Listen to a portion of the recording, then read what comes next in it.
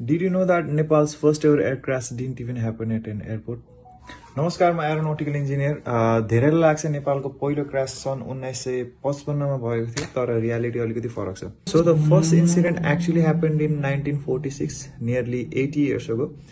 त्यति बेला नेपालको एउटा फर्मल एयरपोर्ट पनि थिएन, र ब्रिटिस रोयल एयरफोर्सको C-47 स्काई ट्रेन, जसलाई हामी डाकोटा पनि भन्छौँ, सिमराको एउटा ग्रास स्ट्राइप अर्थात् घाँसे रनवेमा क्रास भएको थियो। So as an engineer, when I look at the data, when I look at the information, it was a classical runway excursion, जहाँ जहाज रनवेबाट चिफ्लिएर 14 फिट तल खसेको थियो र यो प्लेनमा 16 जना सवार हुनुहुन्थ्यो र लकिली सबैजना सुरक्षित रहनुभयो।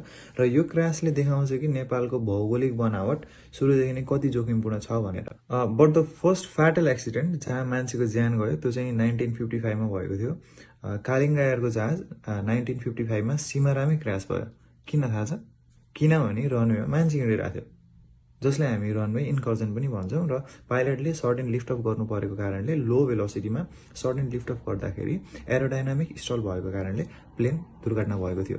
एयरबसमा काम गर्दाखेरि र मैले ब्याचलर गर्दाखेरि बुझेको कुरा, aviation safety is not only about the machine, it's also about the environment.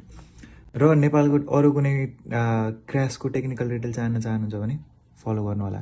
Thank you for watching.